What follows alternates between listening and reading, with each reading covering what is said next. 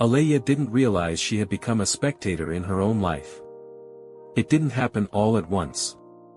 There was no dramatic turning point, no sudden collapse. It was quieter than that, so quiet she barely noticed. It started with small things, scrolling through her phone longer than she meant to, postponing decisions, letting days blur into each other. She lived in a mid-sized apartment in a busy American city where the streets were always loud but her life felt strangely muted. Her window faced a row of buildings, their windows glowing at night like stories happening somewhere else. She often stood there, watching silhouettes move behind curtains, wondering what it must feel like to be fully inside a life instead of observing it from the outside. Her mornings were automatic. Wake up. Check notifications. Scroll. Get out of bed only when staying felt pointless. Coffee sat in her hands more as a prop than a necessity. She didn't even taste it anymore. It was just part of the routine, like brushing her teeth or tying her shoes. She worked freelance, graphic design, mostly, so her schedule had no structure unless she created it. That freedom, which once felt like a dream, had slowly turned into a trap. Without deadlines pressing hard enough, everything could be delayed. And everything was. Tomorrow, she would say. Tomorrow became her favorite word. It held all her intentions, all her plans, all the versions of herself she thought she'd eventually become. But tomorrow never argued. It never demanded. It just kept moving further away. The strange thing was, her life didn't look broken from the outside. She paid her bills. She responded to clients, eventually. She kept her apartment clean enough. If someone asked how she was doing, she could easily say, "I'm fine." And she wasn't lying. But she wasn't living either. One evening, Alaya found herself sitting on her couch in complete silence, her laptop open but untouched. A design project waited on the screen, unfinished for 3 days. The cursor blinked steadily, like it was reminding her of something she couldn't quite hear. Her phone buzzed. She picked it up immediately. A video. Then another. Then another. Hours slipped through her fingers without resistance. At some point, she paused, not because she was done, but because something inside her felt wrong. Not loud, not dramatic. Just off. She looked around her apartment. Nothing had changed. And that was exactly the problem. That night, she couldn't sleep. She lay in bed staring at the ceiling, her mind replaying the day. Not the details, there weren't many worth remembering, but the feeling of it. It felt like watching a replay of someone else's life. Passive. Distant. Uninvolved. She sat up suddenly. What am I doing? The question came out loud, sharper than she expected. No answer came, because there wasn't one. The next morning, something shifted, but not in the way people expect change to happen. There was no burst of motivation. No dramatic decision. Just awareness. Alaya noticed everything. She noticed how quickly her hand reached for her phone before she was even fully awake. She noticed how often she said, "I'll do it later." She noticed how her thoughts rarely stayed in the present. They were either replaying the past or imagining a future she never actively built. It was like stepping outside herself and watching the patterns repeat in real time. And for the first time, she didn't ignore it. Days passed, and the awareness didn't fade. If anything, it became harder to ignore. She started catching herself mid-scroll. Mid-excuse. Mid-delay. Each time, there was a brief pause, a moment where she could either continue the pattern or interrupt it. Most of the time, she continued. That frustrated her more than anything. "I see it, so why can't I stop it?" she muttered one afternoon, pushing her laptop away again. The truth was uncomfortable. Because seeing the pattern meant she could no longer pretend it wasn't a choice. One evening, she decided to go for a walk. Not because she felt inspired. Because she felt stuck. The air outside was cooler than she expected, the city alive in a way she hadn't allowed herself to be. People moved with purpose, talking, laughing, heading somewhere. She walked slowly, hands in her jacket pockets, watching everything. Again. Always watching. She stopped at a crosswalk, waiting for the signal to change. A group of strangers stood beside her. One of them was laughing loudly, another was explaining something with animated gestures. They weren't thinking about how they looked. They weren't analyzing their existence. They were just living. The light changed. They moved forward. Alaya hesitated for half a second before following. That half second felt important. Like a gap between who she was and who she could be. When she got back to her apartment, she didn't turn on the TV.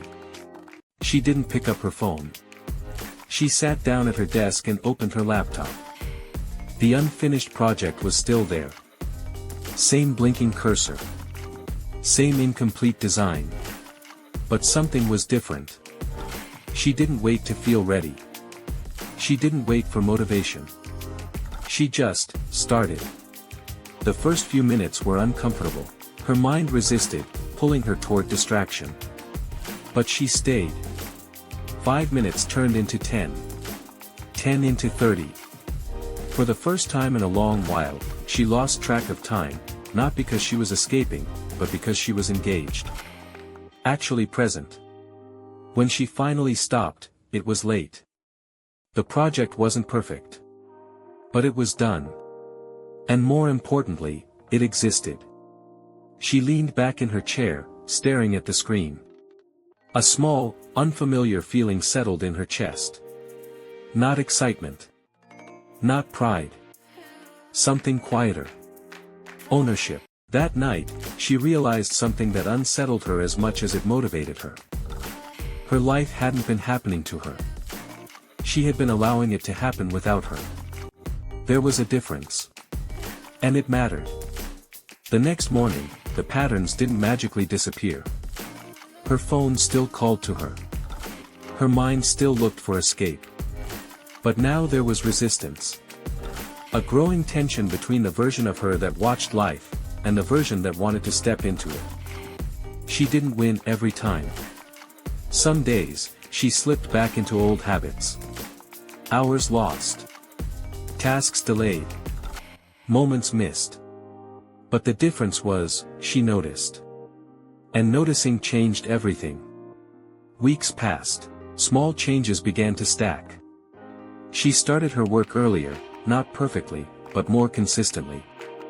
She spent less time scrolling, not because she forced herself, but because it started to feel empty.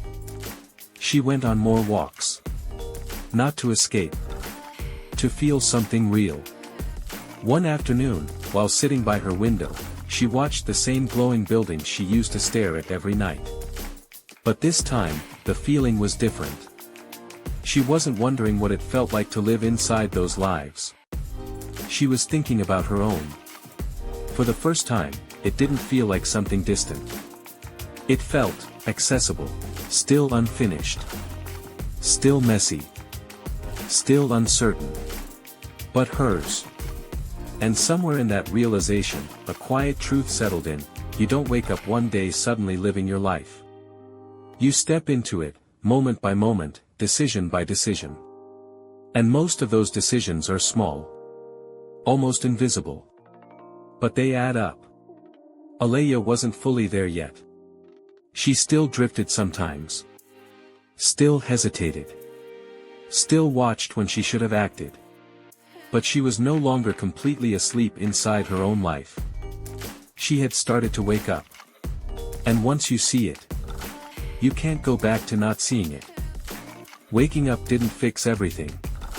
If anything, it made things harder. Because now Alaya could see the gap. The gap between what she did, and what she knew she was capable of. And that gap followed her everywhere. It showed up in the mornings first. She would wake up, eyes half open, instinctively reaching for her phone. Sometimes she caught herself. Her hand hovering midair. A small pause. A choice. On good days, she pulled her hand back, sat up, and let the quiet exist. On other days, she didn't. She'd scroll. 10 minutes would turn into 45, and the moment she realized it, the awareness hit sharper than before. Not guilt. Something heavier. Responsibility. "You knew," she whispered to herself one morning, dropping her phone onto the bed. That was the difference now. Before, it was unconscious. Now, every distraction felt like a decision. And decisions had weight. The more she tried to live intentionally, the more resistance she felt. Not from the world. From herself. Work became the first real battleground. She had more opportunities than before, clients reaching out, projects waiting. A few months ago, she would have been excited. Now, she hesitated. Not because she didn't want it. Because she did. And wanting something made it real. Real things could fail. One afternoon, she opened a new client brief. A bigger project than usual. Better pay. More visibility. Her chest tightened. "This is good," she said out loud. But her body didn't agree. Her fingers hovered over the keyboard. Minutes passed. Then she clicked away. She stood up, pacing her apartment. "Why am I doing this?" she muttered. She knew exactly why. Because staying passive had been safe. When you're only watching your life, you don't have to risk anything. You don't fail. You don't get judged. You don't find out what you're actually capable of. Living, she was realizing, required exposure. And exposure felt like standing in the middle of a room with no walls. That evening, she sat on the floor, back against the couch, staring at nothing. Her thoughts were louder than usual. What if I can't do it? What if I mess this up? What if I'm not as good as I think? The questions came fast. Relentless. But underneath them was a quieter truth she hadn't fully faced yet. What if I try, and it changes everything? That scared her more. It meant leaving parts of herself behind. The version of her that hid. The version that delayed. The version that never fully committed, so she never had to fully confront herself. Letting that version go felt like losing something familiar. Even if it was holding her back. The next day, she made a decision she didn't feel ready for. She replied to the client. Short. Direct. Honest. "I'm interested. Let's move forward." The moment she hit send, her stomach dropped. No taking it back now. That night, sleep didn't come easily. Her mind kept running through possibilities, mistakes, outcomes, imagined failures. She almost wished she hadn't said yes. Almost. The project started 2 days later. At first, everything felt slow. Forced. She second-guessed every idea, every design choice. What used to feel natural now felt exposed. Like every move mattered more than it used to. On the third day, she almost quit. She sat at her desk, staring at her screen, frustration building. "This isn't working," she said, closing her laptop halfway. Her old instinct kicked in. Walk away. Avoid it. Come back later. But she didn't move. Her hands rested on the edge of the desk. That same pause again. The space between reaction and decision. "Stay," she said quietly. Not confidently. Not powerfully.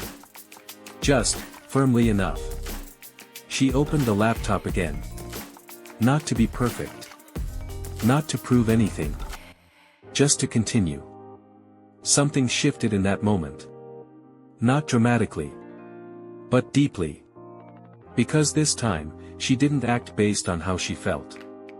She acted despite it. Hours passed. Slowly, the work began to flow again. Not effortlessly. But honestly. And that was new. Over the next few weeks, that pattern repeated. Resistance. Doubt. Pause. Choice. Sometimes she chose right. Sometimes she didn't. But the difference was, she kept returning. Her life started to feel heavier. Not in a bad way. In a real way. Every decision mattered now. How she spent her time. What she focused on. What she avoided. There was no autopilot anymore. One evening, she met an old acquaintance at a small cafe. They hadn't spoken in months. "How've you been?" the woman asked casually. Alaya paused. The old answer, "I'm fine," sat at the edge of her lips, but it didn't feel right anymore. "I've been different," she said instead. The woman smiled politely, not really asking for more. But Alaya felt it. The gap again. Between surface-level living and something deeper. Walking home, she realized something uncomfortable: most people were still watching their lives too. Distracted. Busy. Present on the surface, absent underneath. And for the first time, she felt the distance. Not in a judgmental way. Just awareness. Back in her apartment, she stood by the window again. Same buildings. Same glowing lights. But now she understood something she hadn't before: everyone has a life happening behind those windows. But not everyone is fully inside it. She placed her hand against the cool glass. Quiet. Still. Thinking. Living your life isn't just about doing more. It's about being present for what you do. And presence isn't comfortable. It forces you to feel everything. The uncertainty. The effort. The doubt. But also the meaning. Weeks later, she submitted the project. Not perfect. But real. Complete. Honest. The client responded the next day. They loved it. Wanted to continue working with her. She stared at the message for a long time. Not smiling. Not celebrating. Just absorbing it. Because this time, it felt different. She hadn't stumbled into this. She had shown up for it. And that changed how it felt. That night, she didn't reach for her phone. She sat in silence. Letting the moment exist without distraction. For the first time in a long while, she wasn't watching her life from a distance. She was inside it. Fully aware. Fully present. But she also knew something important: this wasn't the end. It was the beginning. Because stepping into your life once doesn't mean you stay there. You have to keep choosing it. Over and over again. And the cost: you don't get to hide anymore. Alaya looked around her apartment. Same space. Same walls. Same city outside. But she wasn't the same person standing inside it. Not anymore. There's a moment in every real change that feels irreversible. Not dramatic. Not loud. Just quiet and undeniable. Alaya felt it on an ordinary morning. Sunlight slipped through the thin gap in her curtains, landing across the floor in a long, soft line. The city outside was already awake, cars moving, distant voices rising and fading, but inside her apartment, everything was still. She sat on the edge of her bed, phone in her hand. The old habit lingered. The familiar pull.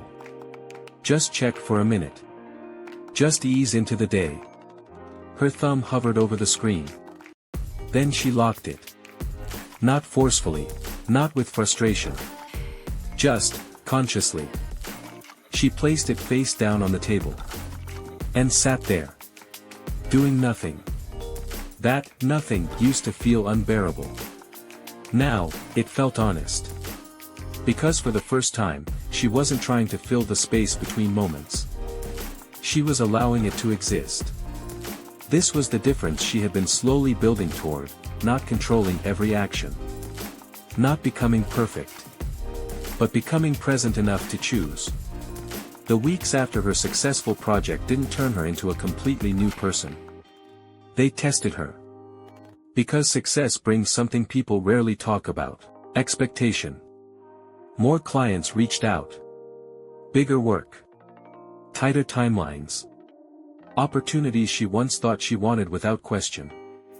Now, she hesitated again. Not from fear of failure this time. From something deeper. Is this how I want to live? That question followed her into everything. When she opened her laptop. When she planned her days. Even when she stepped outside. One afternoon, she sat in a small park a few blocks from her apartment. People passed by, joggers, parents with strollers, someone talking loudly on their phone. Life, in motion. She watched it, but not the way she used to. She wasn't detached. She was aware. Her notebook rested on her lap, blank except for one sentence she had written earlier: if I'm actually living my life, what does it look like? She stared at it for a long time. Because this time, there was no escape into someday. No hiding behind later. This question demanded an answer now. Her first instinct was to think big. A better apartment. More money. Recognition. But something felt off. Those weren't wrong. But they weren't complete. She flipped the page and started again. Slower. More honest. It looks like finishing what I start. It looks like being fully in my work, not rushing, not avoiding. It looks like not needing constant distraction to get through the day. It looks like choosing how I spend my time instead of reacting to everything around me. She paused. Then added one more line. It looks like being someone I don't need to escape from. That line stayed with her. Because it hit something deeper than productivity or success. It hit identity. For most of her life, she had tried to improve her actions.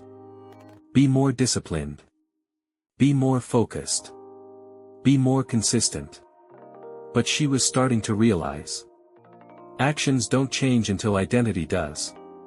And identity isn't built through big declarations. It's built through repeated decisions. The next few months became less about fixing her life and more about defining it. She changed small things first.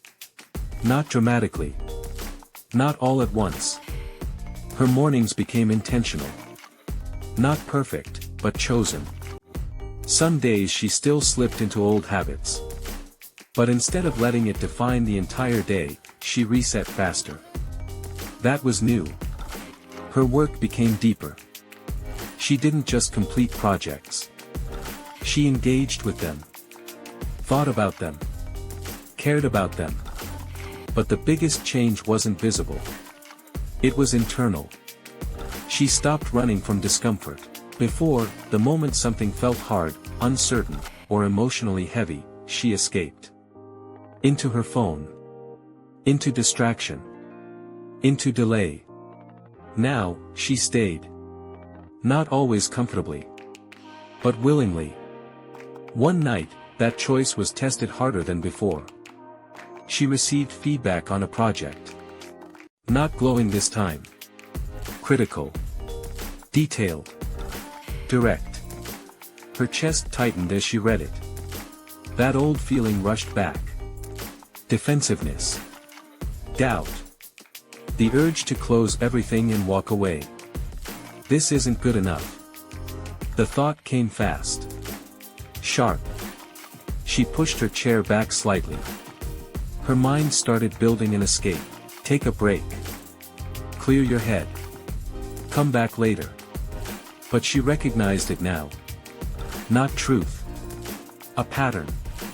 She leaned forward again. Read the feedback one more time. Slower. Without reacting.